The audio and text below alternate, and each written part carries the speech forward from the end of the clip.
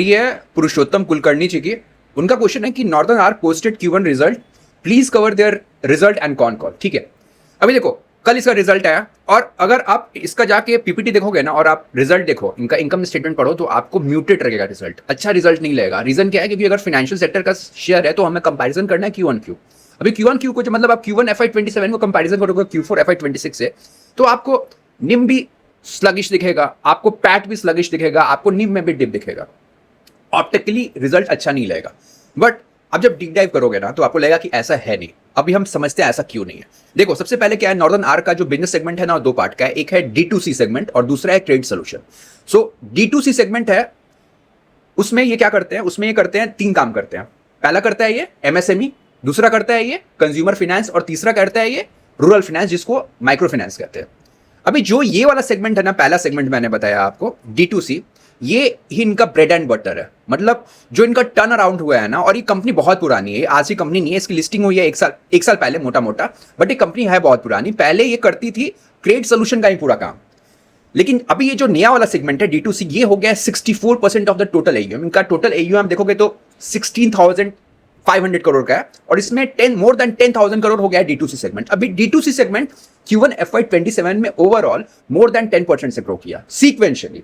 ठीक है, उसमें क्या, उसमें जो कंज्यूमर फाइनेंस है जहां अच्छा IRR बनता है, ठीक है, वहां पे ग्रोथ आया है आपको 13 to 14% का। माइक्रो फाइनेंस जो रूरल फाइनेंस कहते हैं उसमें ग्रोथ आया है आपको 18% का, और MSME जो लैब करता है उसमें इनको ग्रोथ आया है 8% का, which is very good.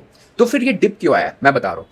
Company का मानना है ना कि जो इनका लेगेसी सेगमेंट रहा है, मतलब जो क्रेडिट सोल्यूशन रहा है, जिसमें क्या क्या होता है, जिसमें IR आता है, फिर प्राइवेट प्लेसमेंट आता है, ठीक है, और फंड मैनेजमेंट आता है, उसको हमको जस्ट ग्रो करना है बाई 8 to 9%। उसका रीजन मैं बता रहा हूं सिंपली। देखो जो इनका पहला वाला सेगमेंट है ना D2C, उसमें क्या है, उसमें इनका यील्ड बनता है MSME में जैसे लैब में बनेगा 15 से 16%, माइक्रो फाइनेंस में 23 से 24% बनता है, सेम कंज्यूमर फाइनेंस में 20% लगभग पड़ता है। तो जो उसमें आपको स्प्रेड मिलेगा ना, वो क्रेडिट सोल्यूशन में नहीं मिलता है। So that is why company को बाय डिजाइन उसको स्लो ग्रोथ करना है। इसीलिए आप देखोगे कि जो इस बार का आपको कंसोलिडेटेड इनकम स्टेटमेंट मिलेगा, उससे आपको लगेगा कि रिजल्ट अच्छा नहीं है, लेकिन जब आप डीप डाइव करोगे ना, when you go in the D2C segment, things are moving pretty good. ठीक है ना। उसके अलावा हम बात करते हैं आपको NPS का।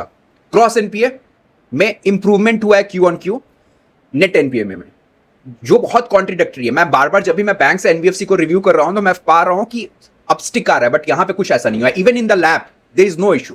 यस, अगर आप कलेक्शन इफिशियंसी एक्स बकेट देखो, अभी एक्स बकेट का अर्थ क्या हुआ कि अभी चल रहा है जैसे जुलाई, तो जून 30 तक, ठीक है ना, एज एन एग्जांपल, जो बंदा या बंदी स्टैंडर्ड था सेट, वो उसमें दिक्कत आ रहा है तो थोड़ा सा अपस्टिक हुआ है, तो कंपनी ने कहा विच इज वेरी नॉर्मल। ठीक है, ये पॉजिटिव चीज हो गया। अभी कंपनी क्या कह रही है, कंपनी कह रही है कि जो निम है अभी हमारा 9.6 9.7 है, उसको हम 10% तक ले जाएंगे। ठीक है, by the end of this financial year, मतलब FY27 जब खत्म होगा तो उसको 10% पे ले जाएंगे, विच इज वेरी गुड। इसका मतलब क्या है कि प्रोडक्ट मिक्स में D2C सेगमेंट अभी और ग्रो करने वाला है। प्लस बिटवीन द लाइंस देखो, मैंने कॉन कॉल सुना, उसमें सबसे प्यारी बात मुझे क्या लगी, इन्होंने बोला कि मैंने अप्रॉक्स 230 बंदों को हमने रिक्रूट कर रहा है। क्यों रिक्रूट कर रहा है? For the sales in the lab and microfinance. देखो मैं अपने को शेयर का नहीं, मैं लेकिन मॉर्गेज एक्सपर्ट मानता हूं। जब कंपनी बोल रही है ना कॉन कॉल में, मैनेजमेंट ये बोल रहा है, आशीष सर बोल रहे थे कि हम हायर करेंगे, इसका अर्थ क्या है ना, कलेक्शन का कोई इशू नहीं है। कंपनी हायर कर रही है। आपको देख लेना इसका Q2 Q3, अगर सब कुछ मैक्रो सही रहता है तो अच्छा आने वाला है एज पर मी। ROE भी इन्होंने बोला कि अभी 2.6 से इसको हम बढ़ा के 3% तक ले जाएंगे, 3% से। क्रेडिट कॉस्ट भी हमारा 2.6 to 2.7 रहेगा, विच इज वेरी गुड। तो ओवरऑल रिजल्ट आपको खराब लग रहा होगा देख के जब आप कंपैरिजन करोगे एक्सेल वाला, बट है नहीं। ठीक है, अब बात करते हैं सबसे इंपॉर्टेंट चीज की, प्राइस की। ठीक है, देखो क्या होता है ना कि मैं हमेशा बोलता हूं ना कि जो मार्केट है ना, इज ए सुप्रीम मार्केट, को सब कुछ पता रहता है। ठीक है ना, उसको ऐसा नहीं है कि उसको आज ये चीज पता चली है। I will tell you with the price, ध्यान समझना है। यहां पर ये कौन सा है, ये है 5 में। आज कौन सा दिन है? आज है आपको 28 जुलाई। जुलाई खत्म होने वाला है, मतलब मई जून जुलाई। If you see, so last 3 महीने में अप्रॉक्स प्राइस कितना बढ़ा है? 4% बढ़ा है, only 4%। Market already aware about this. मैं बोलने की कोशिश ये कर रहा हूं, आपको कोई भी यहां से हाई देखने को नहीं मिल रहा है। But mean time, what is the green line, what is the positive thing? इसने कोई भी टेक्निकल ब्रेकआउट नहीं किया है। I will explain you how. देखो ये तो वीकली टाइम फ्रेम पे मैंने ड्रॉ करा है, ठीक है। सो मैं कुछ लाइंस ड्रॉ कर रहा हूं, फिर मैं आपको बताऊंगा उसका सिग्निफिकेंस क्या होगा with my limited understanding of the technical, ठीक है। देखो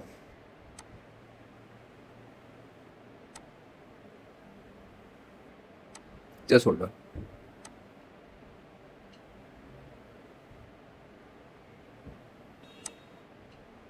एक यहां पे लाइन आया, एक यहां पे लाइन आएगी और एक ये वाला लाइन है। तो Purushottam ji, unless and until northern arc closes below 268.75 on a daily closing basis, और वो क्लोज होने के बाद जो कैंडल होगा उसके लो के नीचे कोई कैंडल क्लोज होगा ना, तभी मैं इस स्टॉक में निगेटिव होऊंगा। उससे पहले मैं निगेटिव होने वाला नहीं हूं, ठीक है ना। एंड मुझे लगता है कि वीकली क्लोजिंग इस पॉइंट के नीचे नहीं आनी चाहिए। कौन सा लाइन है? 286.45। आप ये जो लाइन देख रहे हो 286.75 मोर प्रिसाइसली। सो ओवरऑल मेरा क्या अंडरस्टैंडिंग है ना, by just looking after the result, जब हमने करा, और सबसे मुझे पॉजिटिव चीज लगा ना कि जब उन्होंने बोला कि हमने हायर करा है इन Q1 FY27 230 या 232 बच्चों को हायर करा है for the lab and the MFI। अभी MFI आएगा तो क्या होगा, MFI में क्या है 24-25% का रेट है, और वो जब फायर करेगा तो आप समझ सकते हो निम बढ़ेगा, स्प्रेड बढ़ेगा, ठीक है, समझ रहे हैं। अभी देखो यहां पे ना मल्टीपल सपोर्ट्स है। पहला सपोर्ट क्या है? ये लाइन, ये लाइन, ये लाइन है वीकली पे, और एक ट्रेंड लाइन देख रहे हो, ठीक है। तो मैंने बोला ना कि जब तक इसके नीचे क्लोजर नहीं होगा 268.40 के, अगर मैंने पोजीशन लिया होगा तो मैं इसको काटूंगा नहीं नॉर्दर्न आर्क को, ठीक है। ये रहा नॉर्दर्न आर्क के बारे में। दूसरा क्वेश्चन है हेमंत राव का, उन्होंने पूछा है पीएनजी और यथार्थ पे। देखिए हेमंत जी, मैं यथार्थ के बारे में ना दूसरे वीडियो में बात करूंगा, क्योंकि वो ना जब हम हॉस्पिटल की बात करेंगे ना तो बहुत लंबा हो जाएगा, ठीक है ना। सो मैं जब भी नेक्स्ट बात करूंगा ना, आई विल कवर द यथार्थ ऑल्सो। अभी हम बात कर लेते हैं पीएनजी की। यस, सो यस, ये है पीएनजी गडगिल का। ये रिजल्ट नहीं है, उनका रिजल्ट से पहले ना ये कंपनी मारती है अपना पूरा का पूरा बिजनेस अपडेट, वो मैंने लग के डाल दिया है। अभी गौर करने की बात क्या है ना, यहां पे आपको देखना है Q1 FY27 और Q4 FY26, ठीक है ना। आप ईयर ऑन ईयर भी देख सकते हो, क्योंकि जो ज्वेलरी बिजनेस है ना उसको ईयर बिजनेस पे ही कंपैरिजन करना पड़ता है, क्योंकि बहुत बार सीजनल बिजनेस होता है, ठीक है ना। शादी फेस्टिवल अलग अलग में आता है, राइट। लेकिन हम क्या करते हैं ना, हम Q1 पे ही करते हैं, थोड़ा सा ज्यादा एग्रेसिव होकर करते हैं कंपैरिजन। देखो रेवेन्यू में आपको ग्रो डिक्लाइन दिखेगा, ये क्या गलत है? नहीं, गलत नहीं है, मैं आपको बता रहा हूं। पिछली बार क्या हुआ था ना, पिछली बार they have done a good, उनका रेवेन्यू में ग्रोथ हुआ था, बट इनका रेवेन्यू में ग्रोथ ना मोर देन नॉर्थ ऑफ 40% आया था by the selling of gold bars and the bricks. अभी गोल्ड बार और ब्रिक्स में आपने रेवेन्यू तो बुक कर दिया, बट उसमें मार्जिन होता है 1 से 1.25% का, मतलब from 1% to 1.2% to 1.25% of the gross receipt. तो उससे आपका पैट तो कुछ बनेगा नहीं ना, ठीक है ना। दैट इज द रीजन आपको Q4 FY26 में दिखेगा कि उनका सारा का सारा EBITDA margin, gross margin, PAT margin सब घुस गया था। बट इस बार उन्होंने क्या किया है, इस बार उन्होंने जो बार्स का जो सेल्स रेशियो है in the total revenue gross receipt वो कम हुआ है, जिसके कारण आप देखोगे कि उन्होंने ज्वेलरी ज्यादा बेची है। अभी ज्वेलरी में कितना होगा, 10 से लेके 12% तक का मार्जिन होता है। दैट इज वाई आप क्या देखोगे, इनका इबिटा मार्जिन Q1Q मैं बात कर रहा हूं बढ़ गया है भाई 330 basis point, which is very good, ठीक है। पैट भी बढ़ा है और पैट मार्जिन भी बढ़ा है। सबसे इंपॉर्टेंट चीज ये है। अभी ये कैसे करते हैं मैं बता देता हूं पीएनजी गडगिल के बारे में। देखो ये है ना, अगर आप पुणे के रहने वाले हो ना, तो भाई पुणे का ये शाहरुख खान है, मतलब पुणे में बहुत बहुत मतलब उनका अपना ब्रांड है पुणे वासियों का। यहाँ पे मुंबई में भी है। इनका जो टोटल स्टोर है ना, that is close to, if I am not wrong, 72 के लगभग है, ठीक है ना। इसमें 57 के अप्रॉक्स है कोको मॉडल पे, बाकी है फोको मॉडल पे, और इसमें बस 10 स्टोर ही इनके आउट ऑफ महाराष्ट्र है, और उन्होंने यूपी में भी खोला है और बिहार में भी खोला है, if I am not wrong, और एक इंदौर में भी खोला हुआ है। सो कंपनी जो मुझे प्राइमा फेसी लगा ना, company is doing good right now, ठीक है। कंपनी अभी अच्छा कर रही है। अभी हम फटाफट देख लेते हैं इनका SSG, जो हम बोलते हैं सेम स्टोर सेल्स ग्रोथ, या फिर इसको लाइक फॉर लाइक भी कहा जाता है बहुत जगह।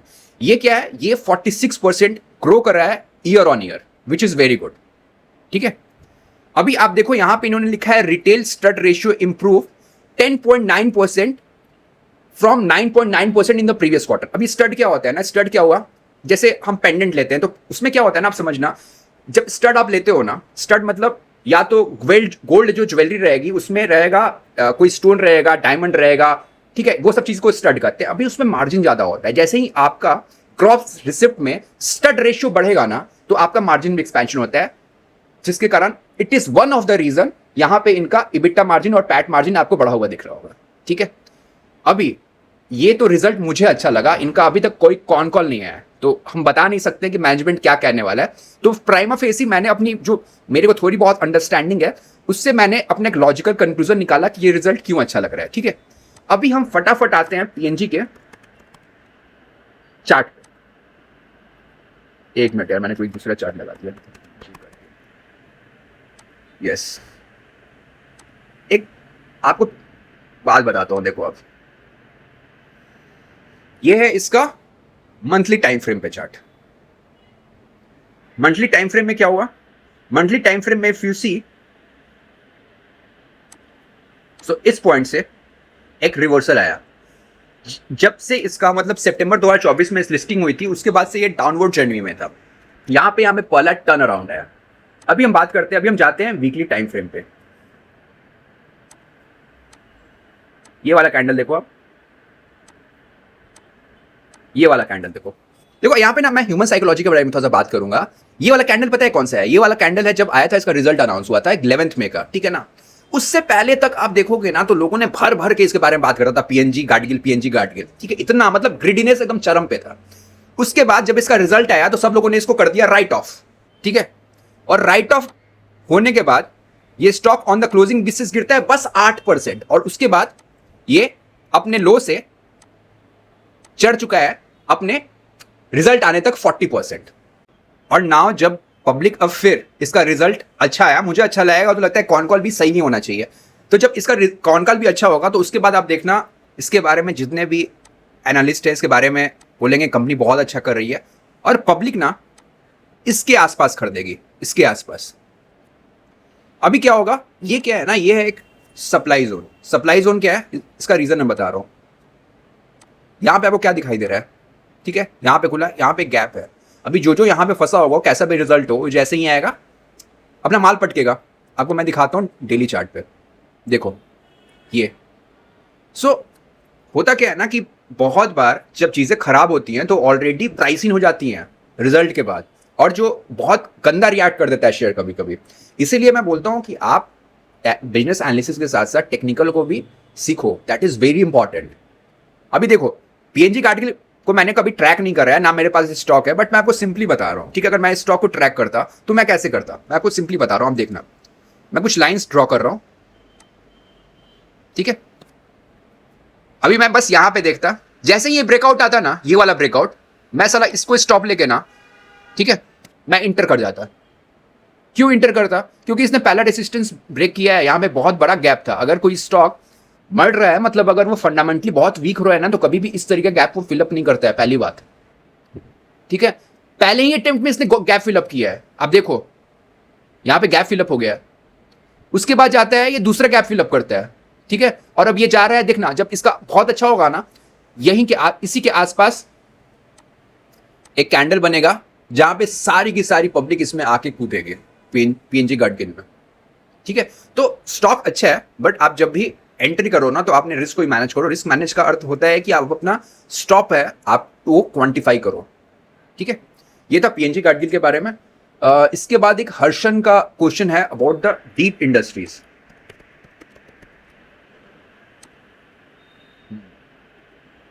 हर्षन जी का क्वेश्चन है ये डीप इंडस्ट्रीज के बारे में, तो मैं डीप इंडस्ट्री का बता देता हूं। डीप इंडस्ट्रीज के बाद फाइनेंशियल्स देख लेते हैं। यस, ये क्या है, देखो ध्यान से समझना। 197 करोड़, 78 करोड़ का लॉस, ठीक है। फाइनेंशियल ईयर 25 में 78 करोड़ का लॉस, फिर फाइनेंशियल ईयर 26 में 197 करोड़ का प्रॉफिट। मतलब प्राइमा फेसी देख के तो लग रहा है कि कंपनी अच्छी नहीं है, बट बिल्कुल ऐसा नहीं है, ठीक है। ये भी ऑप्टिकल आपको इल्यूजन लग रहा है कि एक रिजल्ट खराब है, मैं बता रहा हूं कैसे। तो सबसे पहले डीप इंडस्ट्रीज क्या करती है ना, आपको बताता हूं। हमने ओएनजीसी का नाम सुना है, ऑयल इंडिया का नाम सुना है, वेदांता का नाम सुना है। तो ये लोग जब जाते हैं ना ऑयल को एक्सप्लोर करने, ठीक है, तो ये जो ठेका देते हैं, मतलब निकालना है ऑयल को, वो काम करती है हमारी ये कंपनी डीप इंडस्ट्रीज। ठीक है, कैसे होता है? सबसे पहले आपको डिग करना पड़ता है वेल, फिर आपको ना कंप्रेस करना पड़ता है। जो जब हम गैस निकालते हैं ना तो उसको हमको कंप्रेस करना पड़ता है, तब वो लिक्विडिफाई होके पाइप के थ्रू ऊपर आता है। ठीक है, उस गैस में बहुत सारा इम्प्योरिटी होता है जिसको अलग करना पड़ता है, ये काम हमारी कंपनी करती है। और तीसरा क्या है ना, एक टर्नकी प्रोजेक्ट होता है। मतलब ओएनजीसी बोलेगा कि चल मेरे को बे ऑफ बंगाल में कुआं खोदना है और सब कुछ काम करना है, ये कहती है, बोलेगा ठीक है आप मेरे को ठेका दे दो, टर्नकी दे दो, ये कुआं भी खोदेगा, ये आपको वेपोराइज भी करेगा और ये उसका प्रोडक्शन करने में भी हेल्प करेगा, पूरा का पूरा टर्नकी काम करेगा। अभी कंपनी ना is doing a phenomenally good. और आप एक चीज समझना, अभी गल्फ वॉर हुआ, गल्फ वॉर चल ही रहा है, तो है क्या ना, if you have a understanding of the oil and the crude, तो ऐसा माना जाता है कि हमारा जो बे ऑफ बंगाल है वहां पे बहुत एम्पल अपॉर्चुनिटी है ऑयल्स का। ठीक है, तो अभी गवर्नमेंट ऑफ इंडिया का ये फोकस है कि गोइंग फॉरवर्ड हम ऑयल एक्सप्लोरेशन में बहुत बहुत काम हमें करना है। तो अगर वो काम हो रहा है और होने वाला है तो उसका सबसे ज्यादा बेनिफिशियरी तो यही रहेगी ना। बिकॉज देखो ओएनजीसी, वेदांता या फिर ऑयल इंडिया क्या है, उनको तो वो सब इक्विपमेंट खरीदना पड़ेगा ना। या तो एक ठेकेदार है, उसको बोलता है कि ठीक है ना, उनका कैपेक्स बच जाता है, ठीक है, उनको वो सारी चीजें खरीदनी पड़ेगी, तो वो मगजमारी नहीं करता है, वो सीधे इसको ठेका दे देता है। ठीक है, तो मुझे आने वाले 3 से 4 साल ना भाई इन सब कंपनी के लिए बहुत अच्छा लगता है, पहली चीज। अभी हम बात करते हैं जो यहां पे आपको लॉस दिख रहा है। देखो क्या हुआ ना, इस कंपनी ने ना 2 कंपनियां उठाई। एक कंपनी है ये है आपको डॉल्फिन करके, और एक है कांडला एनर्जी। ये दोनों कंपनी इसने उठाई थी लिक्विडेशन से। अभी लिक्विडेशन में उठाया इन्होंने बस बहुत नॉर्मल में 2 करोड़ रुपए में उठाया। अभी जब आप किसी कंपनी को उठाते हो ना, मतलब आप उसका टेक ओवर करते हो, लिक्विडेशन हो रहा है तो नॉमिनल में उठाया, तो उसका सारा बैलेंस शीट आपसे मर्ज किया। अभी बैलेंस शीट मर्ज होने के बाद सारी चीजें आएंगी ना, उनका असेट भी आएगा, इन्वेंट्री भी आएगा। तो एज एन एग्जाम्पल, सपोज आपने एक सस्ता सा वेयर हाउस खरीदा, मैं आपको बता रहा हूं, आपने एक सस्ता सा वेयर हाउस खरीदा जिसका वैल्यू था 5 करोड़, आपने उसको 2 करोड़ में खरीद लिया, तो आपको फायदा ही है। अभी आपको बोला गया उस समय कि आपने 2 करोड़ का जो वेयर हाउस लिया है उसके अंदर 50 लाख का सामान नहीं पड़ा हुआ है, ठीक है ना, तो उसको आपने बैलेंस शीट में ऐड करोगे। लेकिन जब आप इंस्पेक्शन करने गए तो आपको पता चला कि साला वो 50 लाख का जो मेरे को इक्विपमेंट बोला ना, वो साला भंगार है। तो वही हुआ है। आपको यहां पे जो दिख रहा है ना, यहां पे exceptional items financial year 25 and 26 में, ये वही भंगार है जिसको इन्होंने राइट ऑफ किया है। It is a notional loss. ये नोशनल लॉस कैसे हुआ? नोशनल लॉस कैसे हुआ? एक बार इनको लगा कि जो इन्वेंट्री है, इन्होंने जिस कंपनी का इन्होंने टेक ओवर किया वो फिजिकली एग्जिस्ट ही नहीं करती है, तो उन्होंने इसको राइट ऑफ कर दिया। It is not a cash loss, मैं बार बार बोल रहा हूं, ये एक बुक एंट्री है, ठीक है। और दूसरा क्या हुआ? दूसरा जो अकाउंट रिसीवेबल था, मतलब जो पैसा आने वाला था, उसको उन्होंने राइट ऑफ करा है। That's it. कंपनी का कहना है कि going forward we will not do any kind of write off. हो गया, सारा का सारा जा चुका है as per the company management ने कहा। तो अब ये जो भी बुक एंट्रीज आपको दिखेंगी, जो अकाउंटिंग आपको प्रैक्टिस देखेगी, वो अब नहीं होगा। मैनेजमेंट ने कहा, मैं फिर से रिट्रेट करता हूं, ऐसा मैनेजमेंट ने कहा है, ठीक है। अभी हम चलते हैं इसके चार्ट पे। ये है डीप इंडस्ट्रीज का चार्ट, ठीक है। अगर आप देखो तो इस स्टॉक ने अप्रॉक्स इस पॉइंट से मोटा मोटा 2 साल से इसने कुछ रिटर्न नहीं कर रहा है। क्यों? आप स्ट्रक्चर देखो ना,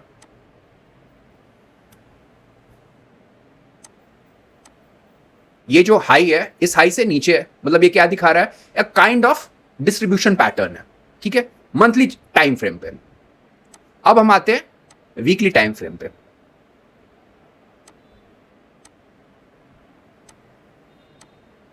वीकली टाइम फ्रेम पे देखो तो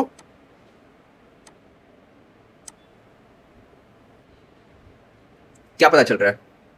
वीकली टाइम फ्रेम पे this is the first instance, यहां पे मोर प्रिसाइसली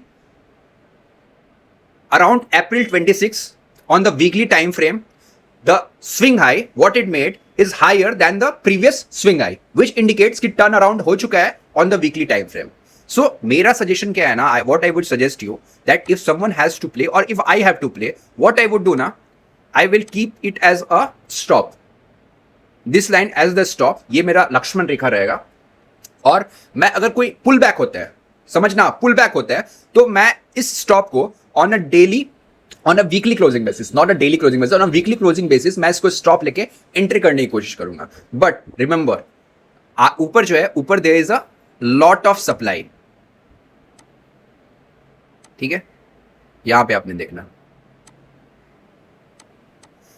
बट 2 साल के फॉल के बाद, 2 साल के एक स्लगिश मूवमेंट के बाद जहां डिस्ट्रीब्यूशन हो रहा था, वीकली चार्ट्स पे ऐसा लग रहा है कि यहां पे एक टर्न अराउंड हो रहा है। तो वीकली से कहां ट्रांजिशन करेगा, ये बाद में ट्रांजिशन करेगा मंथली पे, और उसके बाद ये ईयरली चार्ट पे ट्रांजिशन करेगा। मीनवाइल अगर आप डेली चार्ट देखो तो डेली चार्ट पे भी ट्रांजिशन हो चुका है। अगर वीकली पे होगा तो ऑब्वियसली डेली पे भी होगा ना। ठीक है, देखो आप,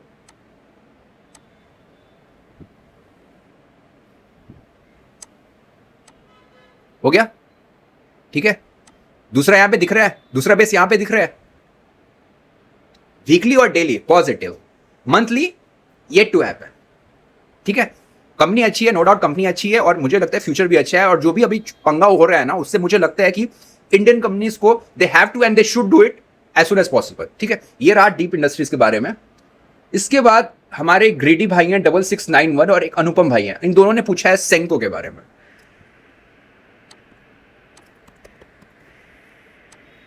यस, ये है सेंको का चार्ट। सेंको का रिजल्ट नहीं आया if I am not wrong.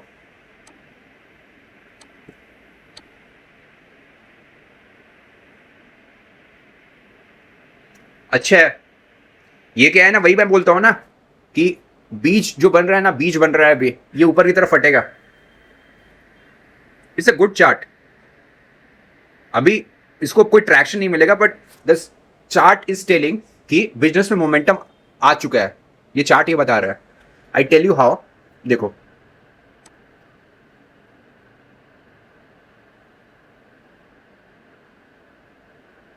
पहला तो बेस यहां पे बना है, क्योंकि इसने इसके ऊपर क्लोजिंग करी, यहां पे बेस बना, और दूसरा बेस यहां पे बन रहा है। अगर इसके ऊपर क्लोजिंग हो जाती है, द पॉइंट इज 3998.0, तो दूसरा बेस भी रेडी है। अच्छा सेटअप है ये सेंको का, टेक्निकल है। ठीक है, टेक्निकली मैं बता रहा हूं, is a good setup Senco. आप और इसको आप बुक मार्क भी कर सकते हो। मेरे को सेंको का जो चार्ट है ना बहुत अच्छा लग रहा है, पर्सनली अच्छा लग रहा है। बट इस पे आप कोई चार्ट पे कोई ट्रेड मत कर लेना, बिकॉज आपको पता है मैं एंटरटेनमेंट लिए से बोलता हूं, प्राइस एक्शन आपका पैसा डूब जाएगा। अभी 1 मिनट फटाफट ना इसका देख लेते हैं। यस, क्योंकि इनका क्या है ना, रिजल्ट नहीं है, तो बस Q1 FY27 का रिजल्ट का उन्होंने बिजनेस अपडेट हुआ था ना, वो उन्होंने बताया था। तो देखो इन्होंने क्या बताया कि गोल्ड प्राइस राइज हुआ Q1Q, मतलब Q4 FY26 in comparison to Q1 FY27 1%, और हमारा रेवेन्यू ग्रो करा 53%। इससे पहले क्या हो रहा था, इससे पहले गोल्ड का वैल्यू जितना बढ़ रहा था ना, उसी के आसपास या उससे कम ही इनका रेवेन्यू ग्रोथ आ रहा था। मतलब वैल्यू ग्रोथ आ रहा था बट वॉल्यूम ग्रोथ नहीं आ रहा था। सेंको के साथ ये इशू चल रहा था। अभी जिनको नहीं पता हो तो सेंको कौन है, सेंको ना ईस्ट जो रीजन है ना इंडिया का, वहां का एक प्लेयर है। लाइक बंगाल हो गया, उड़ीसा हो गया, बिहार हो गया, झारखंड हो गया और आसाम, यहां पे इनका प्रेजेंस है। ठीक है, अभी देखो इनका एसएसजीपी जो बोलते हैं वो भी 34% बढ़ा है। बट इनका अगर आप कमेंट्री पढ़ो तो इन्होंने क्या बोला, इन्होंने बोला कि हमने क्या करा, हमको 9% का गेन मिला। क्यों 9% का गेन मिला, क्योंकि इंपोर्ट ड्यूटी बढ़ा था गोल्ड पे। तो इनके पास जो उस समय तक जिस दिन इंपोर्ट ड्यूटी बढ़ा, तो जो गोल्ड होगा उस पर तो इन्वेंट्री गेन हो गया ना। तो इस कंपनी ने क्या करा, इसने उस गेन में से भी डिस्काउंट करा है कस्टमर को। ठीक है ना, मोस्टली उसी कारण आपको ये जो एक बम्प दिख रहा है ना रेवेन्यू ग्रोथ में, वो दिख रहा होगा। और कंपनी ने कैटेगरिकली कहा है कि हमारा मार्जिन में कंप्रेशन होगा, क्योंकि हमने क्या कर रहा है, हमने जो हमें प्रॉफिट हुआ due to the import duty, वो हमने उसमें हमने डिस्काउंट कर रहा है। अगर आप पढ़ोगे जाके ना बिजनेस अपडेट तो आपको मिलेगा। ठीक है, रिजल्ट तो नहीं आया बट मोटा मोटा समझो। और जो सेम स्टोर सोल्स ग्रोथ है दैट इज 34%, वो भी बढ़िया है। और अगर आप पीएनजी का भी देखो और इनका भी देखो ना, तो दोनों कंपनीज ने कहा है कि वैल्यू और वॉल्यूम ग्रोथ दोनों आ रहा है डायमंड ज्वेलरीज में। ठीक है, ये दोनों में मैंने देखा, उन्होंने भी कहा है और इसने भी कहा है। समझ रहे बात? तो ये चीज देख के ना मैं डिराइव कर पा रहा हूं कि सेंको में भी एक बॉटम बन गया है। बस इसका क्लोजर यहां पे होना चाहिए भाई, वो जरूरी है on the weekly closing basis. और बिलो 271 ये सेटअप हो जाएगा नलीफाई, दैट्स इट। ठीक है, और ये बहुत लंबा बेस है। कब से बेस बना है मैं बता रहा हूं, ये भाई साहब ये 1.5 साल का हो गया, 1.5 साल का बेस है ये। तो इस पे आप नजर रखो। ठीक है, अभी बातें ने मेरे से पूछा है, बातें हैं इनका नाम, हाँ बातें हैं, BAAT, उनका है एथर पे और काइंस पे। मैंने एक्चुअली उनको रिप्लाई किया था, लेकिन तभी मैं बता देता हूँ। एथर पे देखो यार, इधर एक्चुअली मेरा, आप समझ जाना, मेरे पास ये होल्डिंग भी है, तो मेरा व्यू पूरा का पूरा बायस हो सकता है इसके लिए। इसके नीचे तक कोई दिक्कत नहीं है, बात है 1159 के नीचे कोई भी कंसोलिडेशन में नहीं जाएगा। अगर इसके नीचे टूटता है ना, कुछ फ्लैग जैसा बनता है, तब देख सकते हैं। ये तो मेरे ख्याल से क्या है ना, आप ध्यान समझना, एक लाइन ये है, ठीक है ना, एक तो सपोर्ट यहाँ पे, एक सपोर्ट यहाँ पे, तो अभी तो पहले ही सपोर्ट के पास है, ठीक है। तो स्टॉक इज इन अ मतलब कंटिन्यूअस अप ट्रेंड में। अगर आप देखो तो मेरे को एक भी फ्लैग नहीं दिख रहा है, डेली चार्ट में भी कोई फ्लैग नहीं दिख रहा है। आपको दिख रहा है क्या? मेरे को नहीं दिख रहा है। आप इस पोर्शन को हटा दो यहां से, तो यहां से मतलब 6 महीने से, अप्रॉक्स 6 महीने, 8-7 महीने से यहां पे फ्लैग नहीं दिख रहा है मुझे कोई भी। मतलब ये स्ट्रेंथ है यार, बिजनेस का स्ट्रेंथ होगा ऐसा। दूसरा है काइंस बोलते हैं ना इसको। यस, ये स्टॉक देखो भाई, वो स्टॉक जितना डाउन ट्रेंड में, अप ट्रेंड में है ना, वैसा ही ये डाउन ट्रेंड में ये काइंस है, उसका अपोजिट समझ लो आप। और मैं आपसे एक बात बोलता हूँ, देखो आपका पैसा है, आपकी मर्जी है, लेकिन मैं आपको बताता हूँ, ये कंपनी है ना, करती थी किसी समय अच्छा, लेकिन इस कंपनी में ना यार कुछ चीजें दिक्कत हो गई है। सबसे पहले छोड़ो, धंधा क्या हटाओ, देखो कंप्लायंस में इशू नहीं होना चाहिए। पिछले साल क्या हुआ था? पिछले साल कंप्लायंस इशू हुआ था, मतलब थर्ड रिलेटेड जो पार्टी ट्रांजेक्शन होता है, आरपीटी कहते हैं उसको। उसमें क्या हुआ ना, उसमें जब मैं रिलेटेड पार्टी ट्रांजेक्शन का अर्थ हुआ कि मतलब अपनी ग्रुप कंपनी से मैं कोई ट्रांजेक्शन कर रहा हूं या कोई रिलेटेड बंदा है, तो जब मैं अगर सपोज अगर काइंस है और एक दूसरी कंपनी है, ठीक है, जो मेरी सब्सिडरी है, अगर उसमें कोई ट्रांजेक्शन कर रहा हो ना, तो दोनों के बुक्स पे आना चाहिए ना। इन भाई साहब ने क्या किया, ये लिस्टेड कंपनी है, एफएनओ में है। एफएनओ में क्या, इंडिया की टॉप 220 कंपनियां ही रहती हैं भाई, एफएनओ में कंपनी है। इतना पिट जाने के बाद भी आज 20,000 करोड़ का इनका मार्केट कैप है। कंपनी ने अपनी दूसरी कंपनी जो जिससे इन्होंने ट्रांजेक्शन करा, एक में तो मेंशन करा इन्होंने ट्रांजेक्शन, दूसरे में मेंशन ही नहीं करा। मतलब ये तो बहुत बड़ा कॉर्पोरेट गवर्नेंस का इशू है। उसके बाद एक एसएसडी का कॉन्सेप्ट होता है। एसएसडी होता है स्ट्रक्चर डिजिटल डिजाइन, ऐसा करके होता है। उसमें क्या होता है ना, आप समझना, एसएसडी हर एक कंपनी को ना, लिस्टेड कंपनी को मेंटेन करके रखना पड़ता है। ये क्यों होता है कि बहुत सारा ना अनपब्लिश्ड प्राइस सेंसिटिव इंफॉर्मेशन होता है, ठीक है ना, जिसके कारण अगर वो दूसरे के पास चला जाए तो मैनिपुलेशन हो सकता है, मतलब इनसाइडर ट्रेडिंग हो सकता है। और ये इस साल का मैटर है, सेबी ने इनको ये भी करा था, नोटिस भी दिया था, आप पढ़ना जाके, गूगल में जाके पढ़ो। उसमें इन्होंने क्या किया ना, इन्होंने एसएसडी मेंटेन करके ही नहीं रखा था भाई। मतलब ये एफएनओ की कंपनी है, सोचो, इन्होंने एसएसडी मेंटेन करके नहीं रखा। और March, if I am not wrong, March या अप्रैल 26 में इसका प्रोमोटर जो है उसने 25 या 26 लाख रुपए दिए सेबी को, और उसने ना एक्सेप्ट करा ना डिनाई करा, सेटल कर लिया। तो भाई ऐसी कंपनी में क्यों जाना है? मतलब जहां पे साला जो कंपनी का मालिक है, मेरे को लगता है उसको बिजनेस करने से ज्यादा ना, कुछ होते हैं प्रोमोटर जिनको बिजनेस करने से ज्यादा स्टॉक मार्केट का, मतलब अपना प्राइस को मूवमेंट इधर उधर कराना है, समझ रहे हो? तो ऐसी कंपनी को आप अवॉइड किया करो। ऐसी बहुत सारी कंपनियां मैं आपको बता रहा हूं। चलो बात हो ही गई है ना, क्योंकि मैं ना नाम ले लेता हूं, मैं 2 कंपनीज के बारे में बताता हूं। एक दिन मैंने अपने एक और भाई से शेयर करा था, एक बहुत फेमस कंपनी है, आजकल बहुत फेमस है, वो आयुर्वेदिक कंपनी है, ठीक है, आपने भी नाम सुना होगा, हॉस्पिटल है उनका, ठीक है। उसका जो मैनेजिंग डायरेक्टर है, उसने एक मूवी प्रोड्यूस किस पे करी? इंडिया के आज के डेट में जो सबसे पावरफुल लीडर है ना, उस पे उसने उस मूवी को प्रोड्यूस करा। अभी जब आप मैनेजमेंट को देखते हो ना, और आपको थोड़ी सी भी अंडरस्टैंडिंग होगी ना कंपनीज की, तो आप समझ सकते हो कि इस तरह की जो मूवी प्रोड्यूस होती है, वो पैसा कैसे आता है, किस तरह से लेयरिंग होती है, ठीक है। मैं किसी को गलत सही नहीं बोल रहा हूँ, ये अक्रॉस द पार्टी होता है, ठीक है ना। और ऐसे में मैं अपॉलिटिकल आदमी को भी वोट भी नहीं देता हूँ साला मैं। एक और कंपनी है, उसका तो मैं बिल्कुल नाम नहीं लूंगा, बहुत पावरफुल आदमी है। ये कंपनी है, मुंबई बेस्ड ही है, एनबीएफसी कंपनी है, 50,000 करोड़ से ऊपर का एयूएम है। If I am not wrong, वो एक आईपीएल को भी स्पॉन्सर करती है, ठीक है। अभी इंडिया का जो नंबर 2 लीडर है, ठीक है ना, वो जब मुसीबत में थे, तो इस बंदे ने, इस कंपनी के एमडी ने उसको हेल्प करा। देखो ये कोई गलत चीज नहीं है, गलत चीज पे अब आ रहा हूं। ये जो कंपनी का एमडी है, ये खुद 2-3 साल 2010 के आसपास जेल में बंद था। क्यों जेल में बंद था? भाई इसने स्कैम करा था, बहुत फेमस स्कैम हुआ था ये, वो भी गवर्नमेंट इंस्टीट्यूशन से रिलेटेड था, पैसे से रिलेटेड, फाइनेंशियल फ्रॉड किया था उसने। अभी मैं उस आदमी का नाम बिल्कुल नहीं ले सकता हूं भाई, देखो हम हैं, अपना तो वर्ड चलता है, बट आप सोचो उस लेवल के आदमी का तो नाम नहीं ले सकते हैं ना।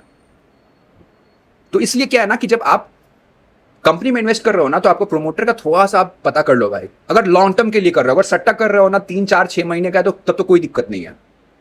बट मेरे को नहीं लगता है ये स्टॉक अभी वर्थ है, क्योंकि क्या है ना, मैं आपको सिंपली बता रहा हूँ, काइंस टेक्नोलॉजी एक समय बहुत अच्छी कंपनी हुआ करती थी, प्लस इनका अगर आप गाइडेंस भी देखो तो हमने अपने को गाइडेंस को ही, मतलब गाइडेंस को ही पूरा नहीं किया इन्होंने, जो गाइडेंस बोला था वो फेल हो गई, तो रेपुटेशन तो ऐसे ही खराब है। फिर इनका वर्किंग कैपिटल देखो, वर्किंग कैपिटल में बहुत गैप है।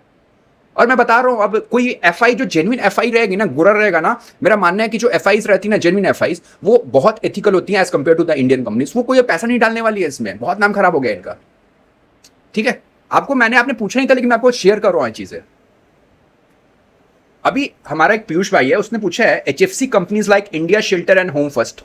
देखो मैं आपकी बात समझ रहा हूं, आपको लग रहा होगा फॉल क्यों आ रहा है। पीयूष, सिर्फ होम फर्स्ट इंडिया शेल्टर में फॉल नहीं आ रहा है, आप जाके बजाज हाउसिंग फाइनेंस का जाके देखना, आप जाके आवास देखना, आप जाके एलआईसी हाउसिंग भी देखना, सब के सब फॉल कर रहे हैं। इसका रीजन क्या है ना कि all these companies have a good book exposure, AUM exposure in Gujarat. Gujarat में क्या हुआ है, गुजरात में आया हुआ है मैसिव फ्लड। अगर आपको नहीं पता हो तो गुजरात में बहुत फ्लड आया हुआ है। अभी देखो होता क्या है ना, होम लोन दो तरीके का होता है, या लैब भी दो तरीके का होता है। एक होता है प्राइम लैब और एक होता है अफोर्डेबल लैब, और एक होता है प्राइम, ये सेम होता है मॉर्गेजेस में। अभी जब आएगा ना नेचुरल कैलामिटी आएगा ना, तो जो मिडिल क्लास में भी सही है ना, जिसने प्राइम लैब लिया हुआ है ना, वो किसी ना किसी तरह से मैनेज कर लेगा। बट जो 5, 10 लाख 15 लाख वाला है ना भाई, जो हमारे भाई बहन है जो नेचुरल कैलामिटी फंस जाएंगे, उनके लिए मुश्किल हो जाएगा लोन को वापस करना। वो एक्चुअली विलफुल डिफॉल्ट नहीं करेंगे, ऐसा बन जाएगा। तो मेरे को लगता है ना कि वी शुड वेट कि मैनेजमेंट की क्या कमेंट्री आ रही है। इसलिए आप देखना कि जितने भी शेयर हैं जिनका एक्सपोजर है गुजरात में, सबके सबकी पिटाई हो रही है। मीनवाइल मैंने इंडिया शेल्टर पे एक अलग से वीडियो बनाया हुआ है, आप जाके उसको देख सकते हो। ठीक है, बाय, टेक केयर।